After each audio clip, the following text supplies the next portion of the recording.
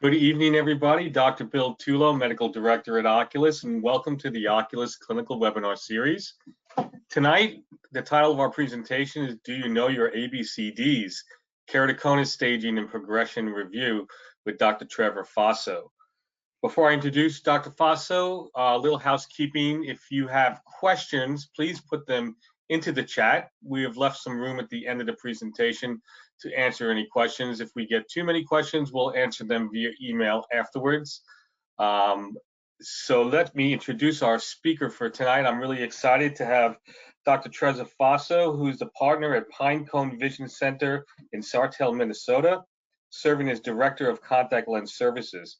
He graduated from Michigan College of Optometry at Ferris State University in 2016 and went on to complete a residency in anterior segment disease management and medical contact lenses. He lectures and writes on topics including anterior segment disease management, surgical co-management, and specialty contact lenses. Outside of work, he loves spending time with his wife, Alicia. They have two boys, Emmett and Henry, and their two dogs, Jax and Finn. With no further ado, Dr. Trevor Fosso, take it away. Awesome. Well, thank you, Bill, and just thank you everyone for joining us tonight. And thank you for Bill and the Oculus crew for having me here. I always enjoy doing presentations like this. I think they're a lot of fun to dig into some of this stuff that I use regularly and learn a little bit more about it, and then share it with my peers. And so tonight, our topic, like Bill said, is going to be, do you know your ABCDs, the keratoconus staging and progression review. So let's get started here. Before we dig into the topic a little bit more, I just wanted to give a little bit more background on myself. So like Bill said, I'm a partner at Pinecone Vision Center. So we are a group OD only practice in central Minnesota. If you are familiar with the St. Cloud, Sartell area, we're about an hour and a half northwest of the Twin Cities. So a little bit more rural area in Minnesota. We currently have 2 locations and we have 8 ODs. We see a pretty good mix of primary care and medical management. We really grew and started with most of our associate doctors having residency training and really established ourselves as like a referral point for a lot of surrounding optometry practices. There's a lot of smaller towns around us with great optometrists in them, and a lot of surrounding smaller practices that utilize us for just different medical things. And so we've been able to establish ourselves that way, and because of that, I'm able to see a lot of different things. And so for me, my primary focus is mostly anterior segment disease. I completed a residency in 2017 in this at Davis Stewart Dean in Madison, Wisconsin. There I worked primarily just with a cornea specialist and a refractive surgeon. I kind of alternated between the two. So I got to see a lot of really interesting things, seeing patients with, keratoconus going through the transplant process, patients with Fuchs going through the transplant process, ulcers, all sorts of fun things. I got to do a lot of medical contact lenses, seeing those patients, and really have been able to grow that. And I really have a passion for scleral lenses, especially. I do a lot of surgical co-management, from cataract and refractive to transplants and cross-linking with various patients. And for me, one of my favorite patient populations to work with are my keratoconus patients. I just find them, they're a very fun and interesting population, and I feel like there's just so much we can do with them, especially with contact lenses. And because of my, my kind of interest in anterior segment disease and the amount of anterior segment disease I work with in that patient population, I'm fortunate enough that when I joined this practice, we already had a Pentacam, and so I've been able to utilize that. And my colleagues and associates at our office can attest that, out of everyone in our office, I probably use the Pentacam, more than anyone else, and it probably is my favorite instrument to use, and I use it every day that I can anyway. And so, and that's what will kind of get us into tonight, a little bit more of learning more about keratoconus and kind of the staging of it. And so I wanted to start off with, just kind of some of the most common questions, that I maybe get, whether it be from patients or from some of my colleagues, and things like that. Being in central Minnesota where I'm at, I'm really the only person out here who works with different types of medical contact lenses, scleral lenses, things like that. So I get a lot of keratoconus referrals, or I might have a lot of patients who, there are suspects for keratoconus. We are also a practice that, again, having a Pentacam, a lot of other offices around us, they might have topography, they might not, but they don't have a tomographer. So having that, we get a lot of referrals to say, hey, can you take a closer look at this? So oftentimes I might be the first person talking to a patient about keratoconus or explaining like, hey, you have this condition.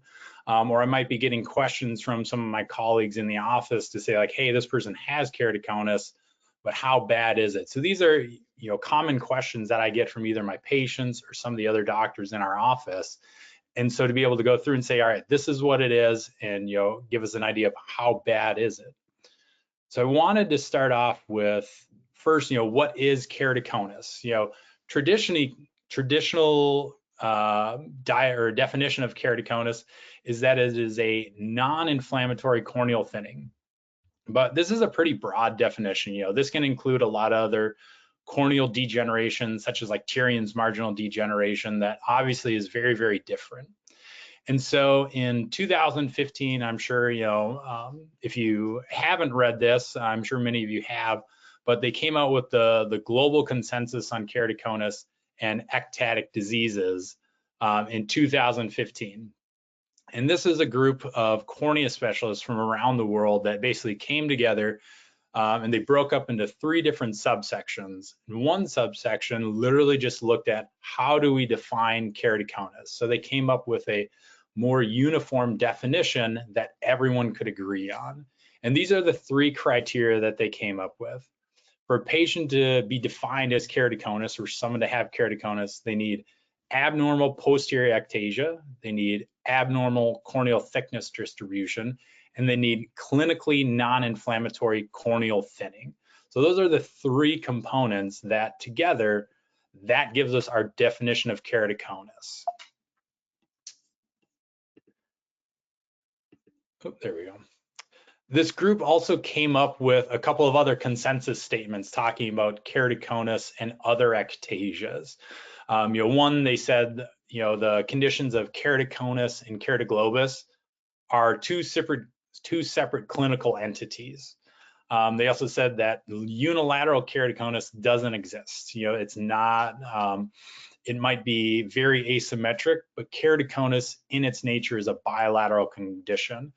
And those of us who work with keratoconus a lot, we have these patients who are very asymmetric. One eye is really bad and the other eye is very mild. They might not even have, I can think of at least a couple of patients on hand or offhand that have very, very mild condition. They see 20/20 without any correction in one eye and have just a little bit of change on their tomography. And then the other eye, they need to wear something like a scleral lens to just function with that eye.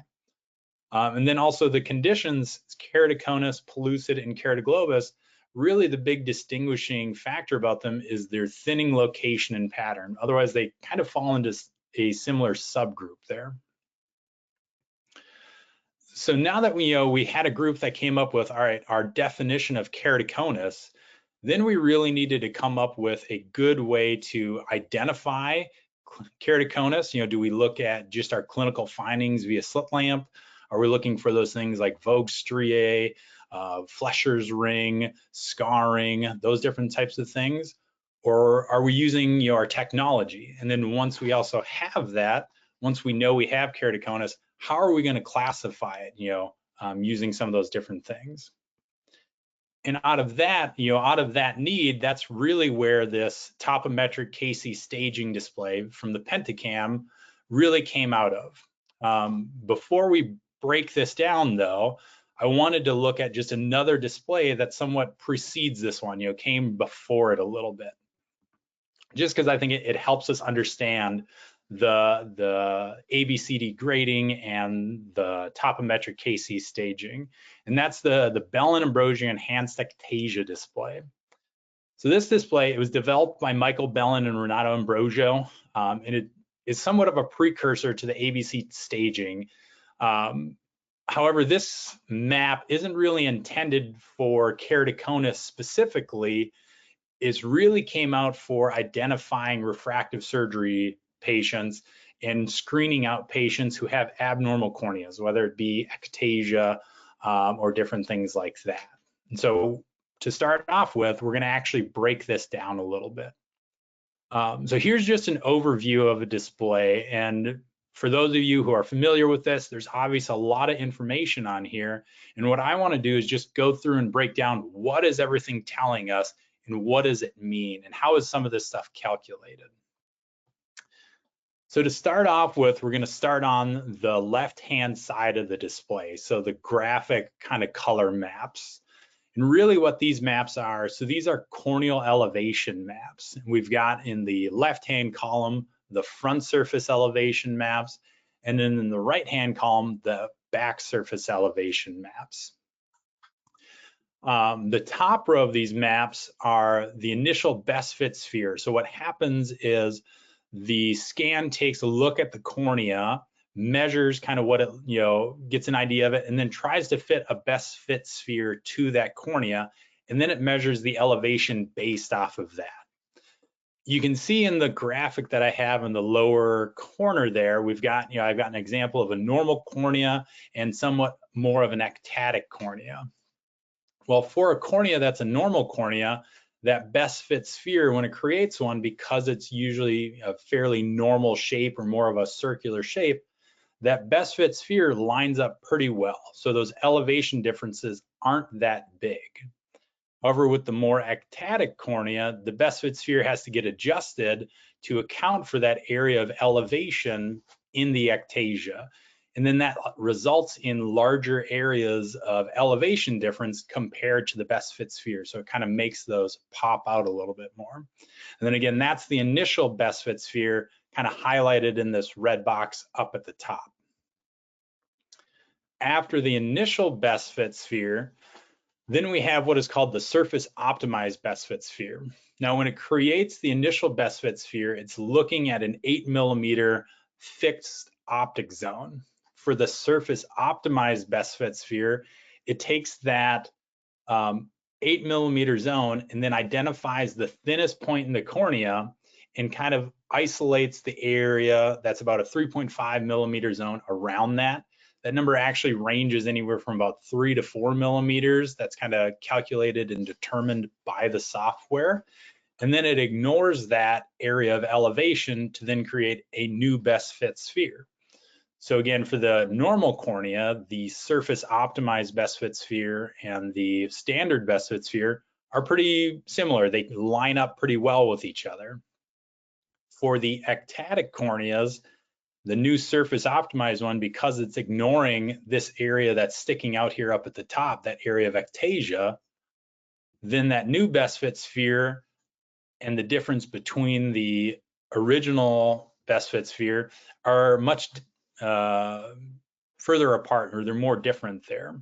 And so that surface optimized best fit sphere, because it's looking now at the elevation from the red ring up to the top of this ectasia, it highlights those, it makes the elevated areas more elevated, making them stick out a lot more. So we've got the surface optimized one in the middle, and then in the very bottom, the is just a difference map of looking at the initial best fit sphere compared to the surface optimized best fit sphere. And areas that are highlighted, you can see it's kind of got the ranges on the bottom there. The 5mm, if it's less than that, is normal. 5 to 7 on the front is suspicious, and then greater than 7 micron difference is abnormal. And then on the back, it's 12, 12 to 16, and then greater than 16. And so you can see, for example, this one is just a normal cornea patient. So everything's pretty green there. So just kind of as like as an example here, we have a patient with a normal cornea on the left side, and you can see the initial best fit sphere and then the surface optimized best fit spheres don't look that different. And so the difference maps down at the bottom, green everywhere across. This patient's got a pretty normal cornea, doesn't have anything, any signs of ectasia going on. Whereas a patient here who has keratoconus, we've got, the area of cone, kind of this hot spot that's elevated on the front surface and elevated on the back surface, that are higher points of elevation, that those points of elevation just get emphasized or enhanced during that surface optimized best fit sphere. And then when we look at the difference maps, the difference between those top two are high enough to then be highlighted to say, hey, this is outside of normal. You want to take a closer look at this. We probably have an abnormal cornea going on. So that's really, like the color maps. And, usually the first thing that I kind of look at on the Belin Ambrosia enhanced ectasia display. But there's also some really good information over on the right-hand side too. If we start up at the top, we have our global pachymetry map, so you can see kind of that distribution of thickness everywhere. Next to that, underneath the blue square, you have your patient data, the exam date. We've got some keratometer values, the pachymetry values, and different things like that. And then we have these two kind of graphs down at the bottom that, at first glance, you kind of look at them and you're like, I don't really know what's going on here. But when you take a look and see like, all right, what is this telling you? It can really tell you some pretty good information. The top one is what is called the corneal thickness spatial profile. And really what this does is think of it kind of like a cross section of the cornea. And you're just looking at how thick the cornea is everywhere. The red line is your patient's kind of profile in terms of where they fit. And then the three black lines are, the middle one is the average, and then it's a standard deviation around those. And so it's just showing you like, hey, your patient fits within that standard deviation for the general thickness profile. The one underneath that is the percentage thickness increase. And really what this looks at is it's looking at the rate of thickness change as you start at the thinnest point of the cornea and work your way to the edge. Now for a normal cornea that maybe starts at, let's say 500 and ends at, we'll say 600 at the edge, it's going to change at a fairly normal rate.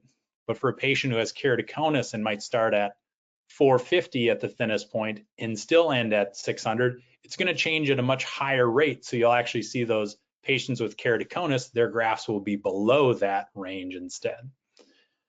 And then down at the very bottom, we've got some various different deviation parameters, which we'll go over a little bit in just a minute.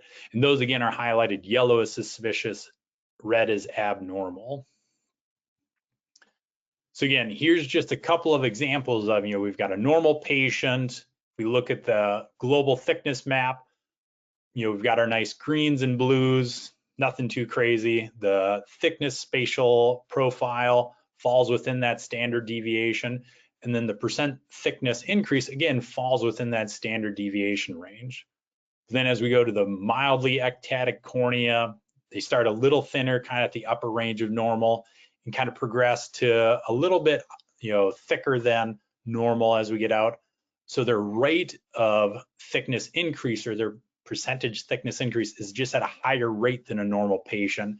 And that's what I like to look at kind of over on those graphs.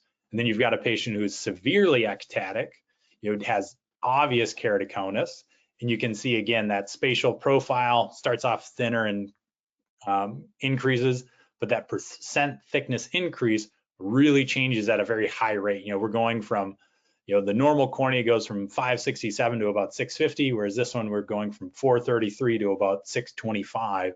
So we're starting off significantly thinner, but almost getting to a similar thickness as we get out there. So just the amount of change there is pretty big. All right, and then I wanted to just look at briefly here some of those deviation values. So again, those, if you look at them, you might just be like, wow, what are all these different kind of letters and what do they all mean down here? Well, what they are, we've got different ones here. Basically the front, the back, the average pachymetric progression, the thinnest corneal thickness, and then we've got a couple other ones that get into kind of deviation from where's that thinnest point along the vertical meridian, and then the deviation from what is called the ambrosial relation thickness. And the software uses these along with the anterior elevation at the thinnest point, posterior elevation at the thinnest point, and then Kmax to calculate what is called the final D value, which that's really, it's a kind of, it sums up all these deviations to give you an idea of, hey, how suspicious is this for being ectatic? Again, not necessarily keratoconus, but at least being ectatic. Again, those deviation values, if that final D value is above 1.6, or if those D values are above 1.6, they're suspicious. Above 2.6 standard deviations, then they're flagged as abnormal. And this is just an example, and I was actually, before we started, talking with Bill a little bit about this, but this is a study that Bill was actually involved in, was just published here in March of 2024 that I thought was a really good example of utilizing, this actually utilized the Belin Ambrosia Enhanced Ectasia display, which, like I said, is intended more for refractive surgery evaluation, not for diagnosing keratoconus. But in this case, it was actually utilized to screen, and then there's one extra point they used to diagnose keratoconus. But they used the final D value with this, the Belin Ambrosia display to to help kind of flag on whether or not a patient might have keratoconus. And they broke these patients down into non-keratoconus, keratoconus suspects, and then patients who have definitive keratoconus. And I won't go too much into detail on this study. If you haven't read it, I highly recommend checking it out. I gave a lot of really good information, but I thought this was very interesting in terms of what they found. When they looked at about 2007 children, because they were looking at among a pediatric population here in Chicago, ages 3 to 18. They actually found, 6 patients. 6 of those kids had keratoconus based off their definitions. 3 were diagnosed as keratoconus suspects, and so combined, they had 9 kids that were either had keratoconus or were keratoconus suspects, and that led to that's a prevalence of about 1 in 223, which is a pretty high rate. When I think about how many patients we see a week in our office with 8 optometrists, we see about 70 a day on average. So it's like we probably have at least 3 patients who have keratoconus a week. And even among our pediatric patients, we probably see 2 to 4, probably around 400 a month. So we probably have 1 or 2 in there. That for us, we started screening a lot of these with our Pentacam when we can. So like I said, so that's the Belin Ambrosia Enhanced Ectasia that, it helps identify, that anterior and posterior elevation, highlighting our corneal ectasias. It identifies them as either being normal, suspicious, or abnormal. But again, it's not necessarily specific to keratoconus. So the next thing we want to do is really, how do we use this data to identify keratoconus, and then how do we classify or grade it? Because then we need to be able to use that grading to evaluate for progression. Especially in the age of cross-linking, we need to show progression to say, hey, is it worthwhile to do this? And so the question becomes, and I feel like a lot of people, we might talk about, how does someone grade keratoconus? How do we grade it clinically? Do we look at the flat K, the steep K, the K max? Do we look at posterior steepening? Well, what if you don't have access to it? Do you look at anterior steepening, anterior elevation, pachymetry, slit lamp findings? What about their best corrected spectral acuity? There's so many different variables with our patients with keratoconus, and there can be so much variability within those variables too, that it's really hard to utilize those, especially in a very quick and concise manner that helps them, makes them usable clinically. And so that, ideally we want to have something like that. So I just want to look at, some of the classification systems that are out there currently. The most well-known right now is probably the Amsler-Krumak classification. This came out in 1947. It was modified in 1998, but it looks really at just like the anterior corneal curvature of the apex, the corneal thickness at the apex. It looks at manifest refraction, and then is there or is there not scarring? It really falls short in terms of, it doesn't look at the posterior surface. It doesn't utilize global pachymetry. We've got this wonderful imaging and technology that we can do nowadays, and it doesn't utilize any of that. And it's also really based on subjective clinical judgment in terms of, looking at that scarring, figuring out, hey, are you actually measuring at the apex, different things like that. And then there's not really a great easy way to measure for progression. You can see even among the thickness changes, a level 3, their thickness could go from 399 to 201, and there's still a level 3. But that's a lot of change for a patient to have. So it's not a great way of really measuring it because it allows too much variation, seems like. Another somewhat more recent classification study was with the CLEX study. They went to identify the risk of severity and progression of keratoconus. And they classified keratoconus based off, basically mild, moderate, and severe, looking at their steep K values. But then they looked at progression a couple of different ways, looking at high and low contrast visual acuity, looking at manifest refraction, looking at fluorescein pattern, if a patient's a habitual contact lens wearer, looking at that, looking at slit lamp findings for scarring or some of those other clinical signs, and then looking at, what is the flattest contact lens that demonstrates first apical clearance as well. And then they also did actually do a survey with patient-reported quality of life too, to look at how are things changing. And while this, again, provides a lot of, good information, it's not a very clinically efficient method of grading, and there's a lot of subjective response to it to determine whether or not someone has had some type of progression or not. And so then that leads us back to our global consensus on keratoconus, from 2015. So this again is the group that came up with our initial definition of needing that posterior steepening, the abnormal thickness distribution, and then clinically non-inflammatory thinning going on. And they originally, part of their goal was to come up with a classification system for keratoconus. But after a lot of discussion, things like that, they agreed that, all right, currently there's not a clinically adequate way to classify keratoconus, because for it to be clinically adequate, it's got to be consistent from one clinic to the next. And we want to make it, quick and concise, something that we can utilize well and consistently.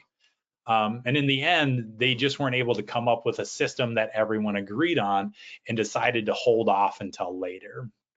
And that's where, out of that, the Topometric Casey staging really came from. So now we'll kind of get into a little bit more about this display for our evening. So again, this was developed, Dr. Michael Belin took the information and some of the data that they had from the Belin Ambrosia enhanced ectasia display and really built on it and specified it more for keratoconus purposes. And he looked at, all right, these are the definitions that we came up with as he was part of that global consensus group. This is what we need to identify keratoconus. And so let's, how can we make that quick and concise and easy access for our practitioners to be able to use? And then it displays all the parameters relevant to keratoconus classification in a very nice, quick and concise method. So let's look at kind of an example of this display, and then we're going to break things down a little bit. So again, as we start, I'm going to start up in like the upper left-hand corner there, and we'll kind of work our way counterclockwise around. But we've got our patient data, and then you've got all your keratometer values of the front and the back. We've got our true net power. We do some anterior chamber analysis, looking at that chamber volume, corneal volume, horizontal white to white, pupil information, things like that. Down, and in this case, they're all highlighted red. We've got various different indices, which, like I said, I'll touch on in a little bit. We've got our corneal shape factor, a spot location graphic, the corneal shape factor table, which you can change to look at, the numerical, front, back, different things like that. And then right in the middle, we've got our Belin ABCD keratoconus staging, which we'll spend some time looking at that and going into what that tells us. And then at the very top, we've got our graphics looking at the front surface axial or sagittal curvature map, and then the back surface curvature maps. So now we're going to break down a couple of these components and look at them just a little bit more in detail. So the first, and again, this is typically kind of the way I run through these maps when I'm looking at them, how I break them down. So I like to look at the color maps first to say, hey, do we actually have keratoconus here or not? Or at least can you visualize the keratoconus? And we've got the front surface curvature map. Are we seeing any type of inferior steepening? On this patient, if we look at those axes, we got that nice rotated propeller where they're distorted, they're skewed off, and we do have that inferior steepening, different things like that. But I always like to look at the back surface. Whenever I have one of my colleagues in the office ask me, hey, does this patient have keratoconus? I always ask them first, what does the back surface look like? So we pull up the back surface map, and I'm looking for signs of inferior steepening. And we can obviously see here, this is a very obvious incidence of that, where it's like, yep, we've got that obvious inferior steepening with that 9.5 there on the back surface. And that is one of those hallmarks for keratoconus.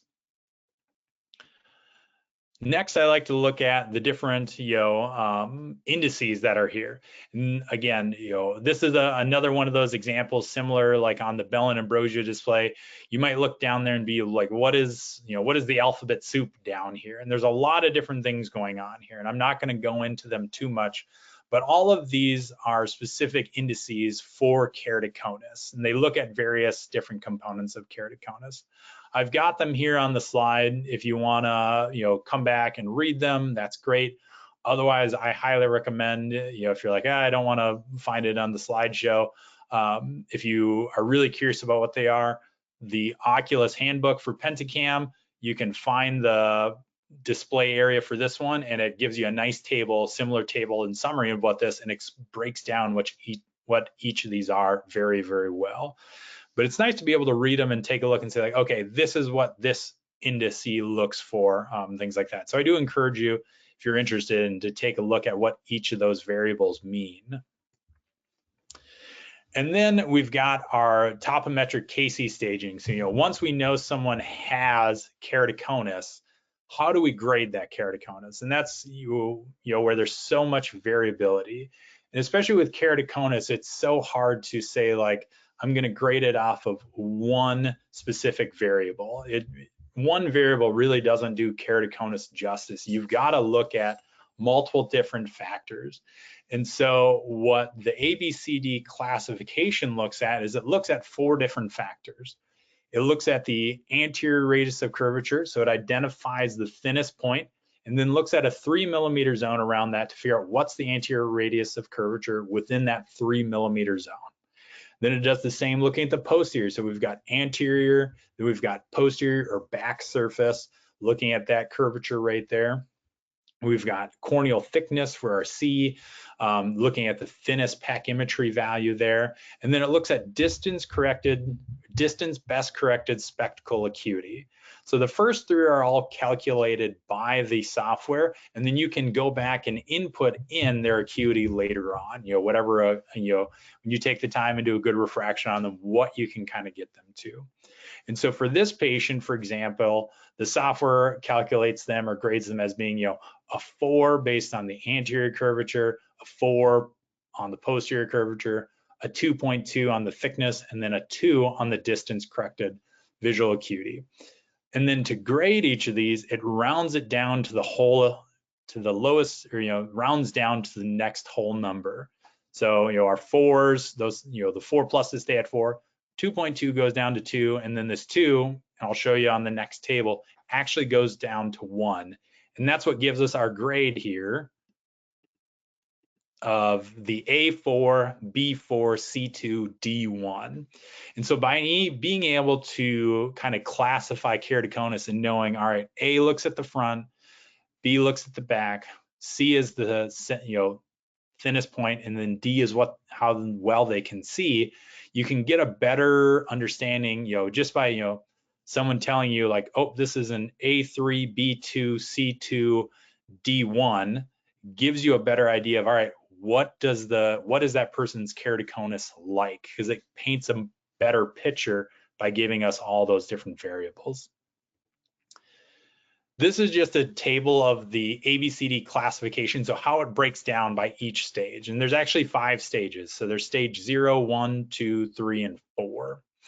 And like I said, the 2040 hits a level 2, but technically it grades as a level 1 because over here, anything that's 2020 or better is a stage 0, less than 2020 is a stage 1, less than 2040. So if they hit 2040, technically they're stage 1, is a stage 2, and so on.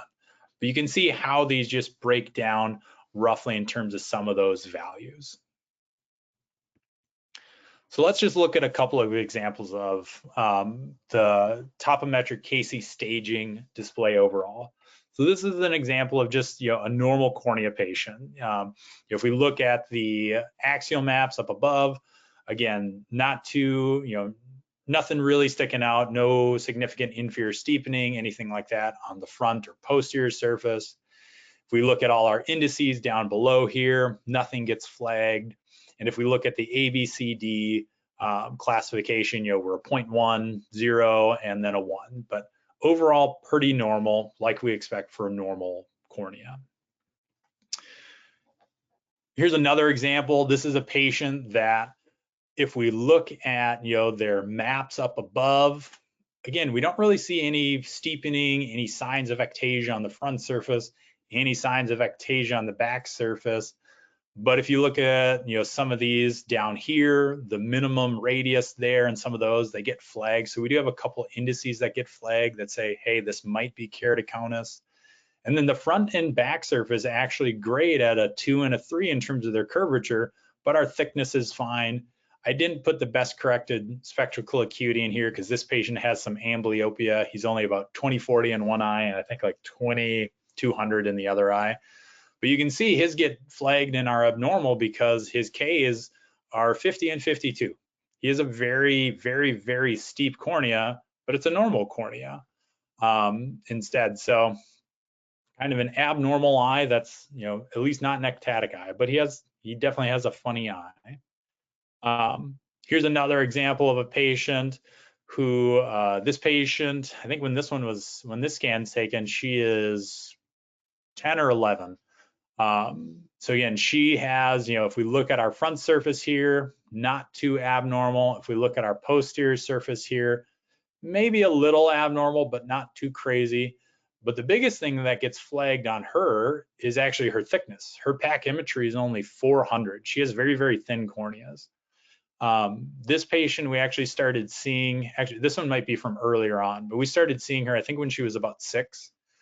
She has very thin corneas, and we've always watched her for keratoconus. And this is one example of her, and then I'll talk about her later on some other slides here. But again, just how we kind of run through looking at all the data presented in this display. Here's another patient. I had a patient come in. I think this is about like a 23 or 24-year-old Somali male came in for refractive surgery consult. He corrects to 20/20, and I think his prescription might be like a -2 sphere. Like it's pretty normal. He doesn't have, I don't think he has any refractive cylinder or anything like that. So if you hadn't, if we hadn't done a pentacam or a topography on her, on him, we'd probably say like, oh yeah, you're a fine patient for refractive surgery. But when we did the Belin and Brogio, that was abnormal. So then that brought me to look here. And now if I look at that front surface, we definitely have some bowing, skewing of the axes, inferior steepening there. Posterior surface has inferior steepening. He does have, one area that gets flagged down here. But when we look at grading him, he's, from a keratoconus standpoint, he's an A0, B0, C0, D0 because he corrects to 20/20. So he's really, one of those like form frost or very, very mild keratoconus patients. Another example of a patient coming in for refractive surgery, just again very mild keratoconus, but how we kind of run through using this topometric display. So again, the topometric display, we identify our keratoconus looking at the front and back surface axial maps, and then we've got our various indices, and then we can classify it with that ABC classification, by being able to say, grade each the A, B, C, and D, you can really give yourself a pretty good idea of, without even looking at a scan of like, okay, this is kind of how, what level of keratoconus this looks at. But especially, in the age of cross-linking, one of the big important things that we want to look at is progression with these patients. How are they changing? How do we catch that change as quick as possible to stop them from changing anymore?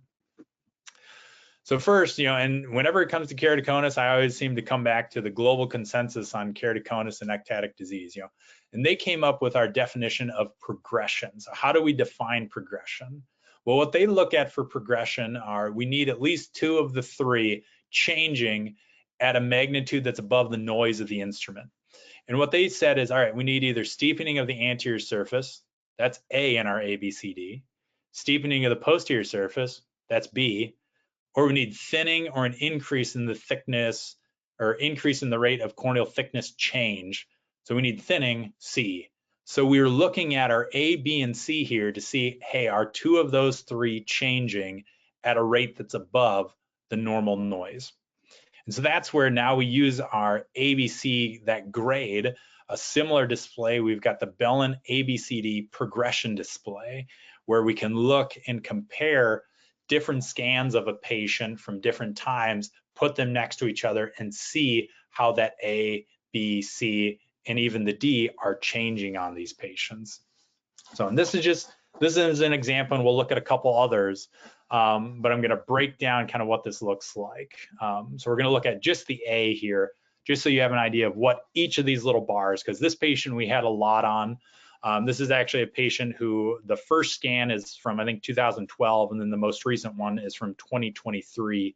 So he was 14 initially, and he's 25 now. I actually just saw him like 2 weeks ago on Friday, and I didn't add that scan in there.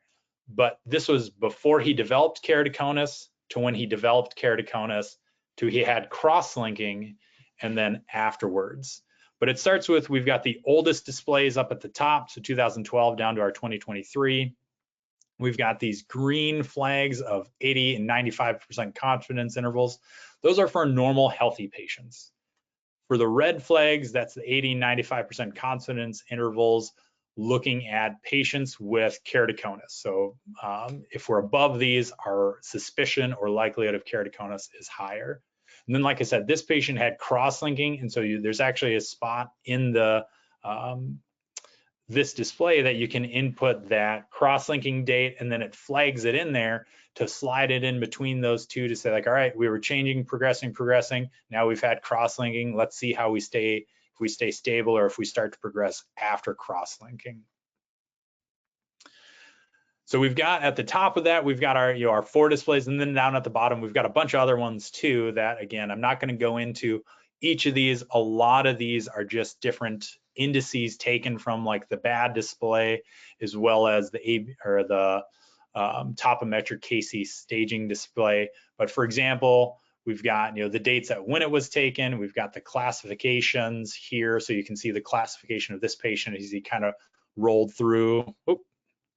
Then we've got the final D of the bad display grading, the K max values, different things like that. So you can see the progression in these different areas as well. So yeah, and we're going to look at just a couple of examples of these as well. So this is, so that patient I was talking about before that, I think like 10 or 11-year-old girl who we first started seeing when she was 6, this is her progression display. So we were looking at her right eye before, and if we look at her right eye, we've got 2019 to 2023. We've got 4 scans from 2022 to 2023. So a few more packed in there. But you can see right eye, front surface maybe got a little better, back surface maybe a little worse, kind of flirting with those 80 percentile lines. Thinning maybe actually got a little bit better, not as much of a change. And then her acuity, part of that was just her going from being 6, now up to like being able to read and kind of see some of that stuff a little bit better. But her left eye, if we look at that one, left eye front surface got a little better, but her back surface especially, we can see like, hey, this has actually started to change and progress to a point where now we're actually more concerned, we're past the 95% confidence interval on keratoconus here that it's like, this is pretty fishy. So we actually sent her off to a cornea specialist. He evaluated her, and after talking, they decided, hey, we're just gonna watch things for right now, but we're definitely keeping a really close eye on this patient to monitor for that. And then as soon as we see more change, or if we see more change, we'll be having that cross-linking discussion again. And here's just another example, of a patient I had who he has keratoconus, and he wears scleral lenses, and he kind of disappeared on me for a while, like sometimes those patients will do. And he came in and was complaining of kind of some pain. And this patient is also, I think he was in his like mid 50s. So normally we aren't as worried about someone of that age of progressing. But when we did the scans on him, his front surface had progressed, and then it looks like it got better. The reason it looks like it got better is his cornea had progressed enough that now was smashing into the back of his scleral lens, and it was artificially flattening it. But you can see the back surface and thinning progressed quite a bit there. So this is, oftentimes we don't expect those patients to progress at that age, but this guy did, and we sent him off for cross-linking too. So again, the Belin Ambrosio progression display, we utilize that classification system. It plots those so you're able to look at them one next to each other and be able to compare all those different variables and be able to visualize it on that bar graph to see how it's progressing and changing. And then even to be able to show that to patients to be like, hey, we were here and now your eye is grading up here. We need to look at doing something like cross-linking in these situations. Can be very helpful. And then, it's got a plethora of variables down at the bottom that can be very helpful as well. So, and with that, I hope everyone kind of, learned something from that. Like I said, it's fun to be able to go through and break down some of these different displays and everything that's in them, and kind of go through utilizing them as best as possible. And so, at this point, if there are any questions, I'm happy to answer any. So yeah. Trevor, great, really great. So much information. It's whenever we do these type of webinars with this topic, it's really a very, very, very technical, and there's oftentimes a lot of questions too that are so technical that we have to really go to the details of how the displays in the Pentacam were constructed. But I've got a couple good questions that's come through, so let's try to answer a few over the next 10 minutes. Sure. Number one, is it true that the BAD cannot be used for post-LASIK cases? So I'm going to help you. If I ask you questions that you're not accustomed to, yeah, I'm gonna help you with some of these answers. Yeah, I still use, like, I guess I've not read something about it not being used with post-LASIK patients, but I guess I always use it. It's one of the factors that I always take into mind when I'm looking at that. I'm keeping in mind, like, hey, this patient's had LASIK, in order to interpret that. But yeah, I guess, yeah, I don't know, Bill.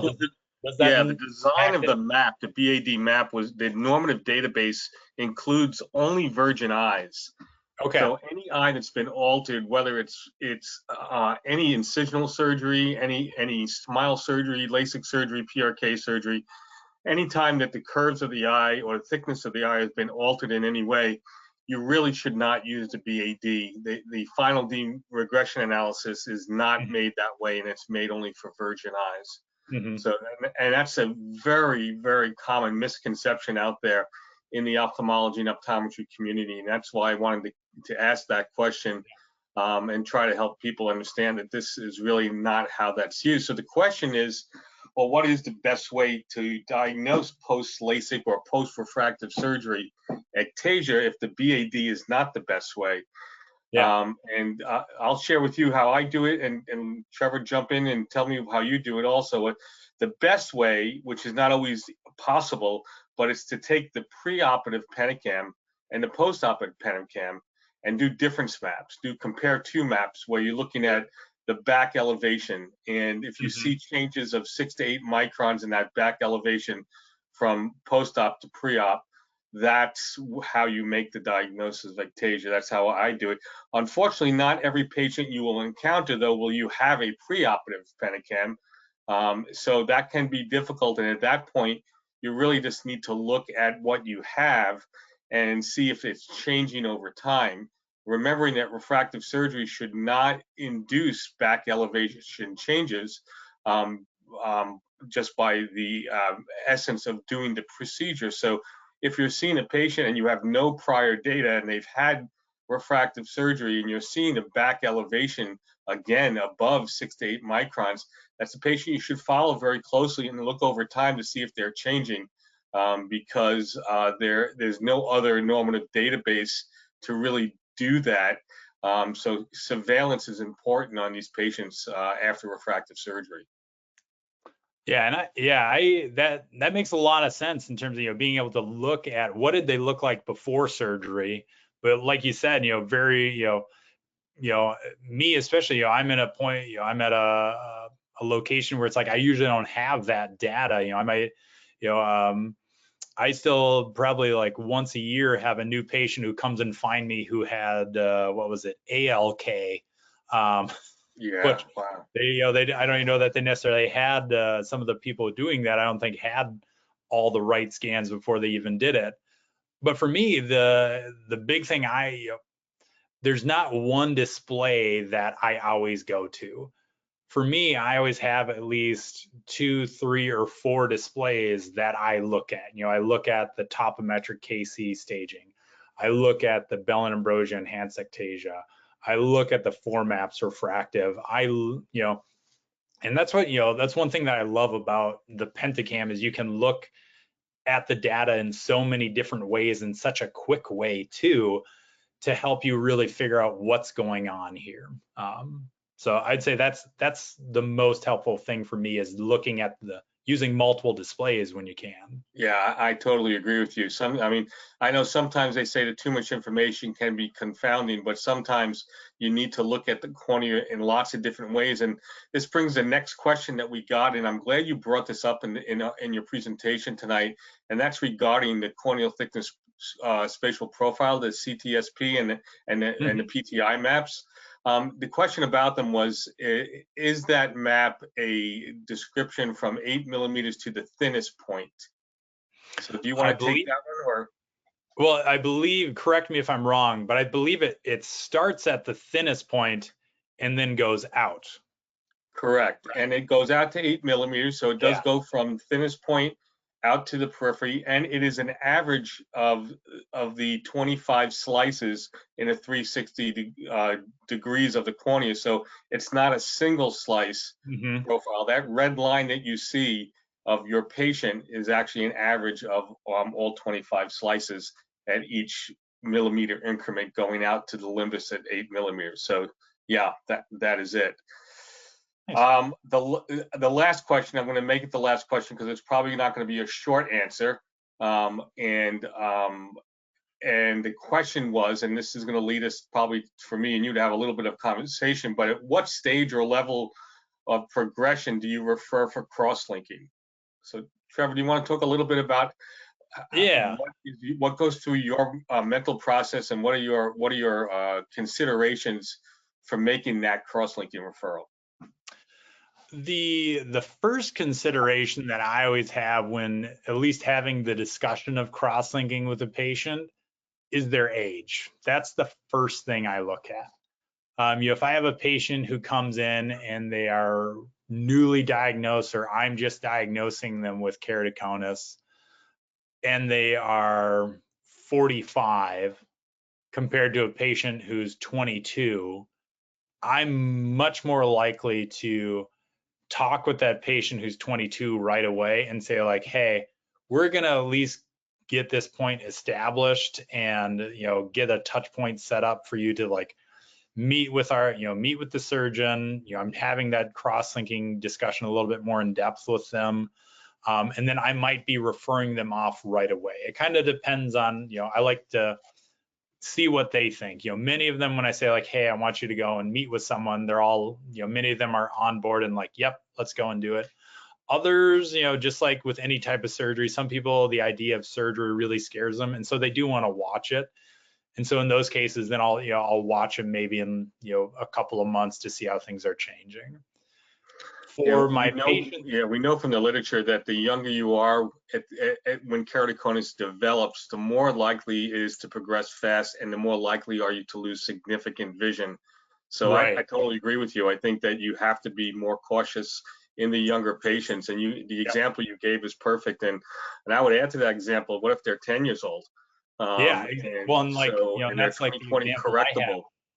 correctable. And that's like the patient we have who, she was 6 the first time we saw her, and someone had sent her to us and was like, hey, this person might have keratoconus, and we looked at her and we're like, well, your packs are like under 400 everywhere, but you don't really have an abnormal cornea. She ended up seeing, we ended up referring her to a cornea specialist just to take a look, but we've just been watching her. Honestly, we're watching her and just waiting because I feel like with packs that thin, she's going to develop keratoconus, and her left eye is starting to show signs. But then I think the hard part about that becomes, finding the corneal surgeon who will do, sometimes, at least this is sometimes a struggle in my area, is finding the surgeon that will do surgery that young. If you have a 10-year-old, some surgeon, it's hard sometimes to find the surgeon to do that. I think that's probably true in most areas. It is. You have to know your surgeon to know their comfort level. And the ironic part is the younger they are, the more difficult it may be, but the more that they need to have that cross-linking to freeze their corneas, and the more years of their life they'll benefit from not losing vision, the more quality of life they'll have. So it is such a struggle. I wanted to ask you a question myself. It's not one from the audience, but is there any other disease that you're aware of? Think about breast cancer or prostate cancer. Yeah. That we wait until it worsens before we start treatment. Yeah. No, I mean, like, even, even our, how we treat and manage, diseases like glaucoma, diabetes, other diseases with the eye, and the technology that we have in terms of how we're being able to see some of those things and get ahead of it before you have damage. This is again, another instance where it's like, because of how we're able to detect it and assess it, we can get ahead of it. Now it's just getting other people kind of caught up with that way of thinking, I think, especially. Yeah. Can you imagine if I told you your patient who's now has visual field loss, we have to wait to see if it worsens before you can start treatment? Right. No one would even consider that. It's really the insurance companies' need for progression, and the way the FDA study was done with cross-linking that required progression kind of puts us in this spot where if we want to get insurance coverage, which is what most patients prefer, obviously not pay out of pocket. If we want to get insurance coverage, we have to prove progression in many cases, in most cases. And that sometimes can result in patients lost to follow-up, they lose vision, or what we saw over COVID, and there's been several studies that show this, is that waiting as much as 6 months and delaying, especially with young patients, there's going to be significant loss of vision, up to 2.5 lines of loss of vision. So again, I think that hopefully in the future, we'll have additional FDA approvals for all the forms of cross-linking. We'll have epi-on forms of cross-linking. We'll have forms of cross-linking that have lower safety profiles, so there's less side effects, and hopefully get our patients treated before vision is lost. I mean, we've been looking at this disease of keratoconus for so many years with no treatment, so it never really mattered if we had a delay in diagnosis, because it wasn't anything to do anyway. I mean, all we did was we fit them with glasses. That when that didn't work, we fit them with contacts. When that didn't work, we did a transplant. So there really weren't manifestations of waiting. But now, watching these children and young adults lose vision, it's just so difficult, and that's why I think the biggest tip I give everyone is surveil your patients. If you're suspicious, if you're not even sure they have keratoconus, but you're suspicious of it, surveil them closely. And if you don't have access to technology, tomography or OCT, where you can see the back of the cornea, find a referral source where you can get suspicious patients checked out. Not everyone has access to the technology in their own clinic, but find a clinic in your area where you can refer to. I'm sure, Trevor, in your area, I hope that you have doctors who don't have this technology sending to you so you can help screen some of these suspicious patients. Oh yeah, that is one of my biggest referral sources is keratoconus suspects, is figuring out, do they have keratoconus or not? So, well, Trevor, we're up on the hour. I want to thank you so much. This was a really fantastic presentation. I want to thank everyone who joined us tonight for this webinar. A recording will be available in about a week. And I want to wish everyone a great evening and an extended Memorial Day weekend. Take care, everyone. Have a great night. awesome. Thank you.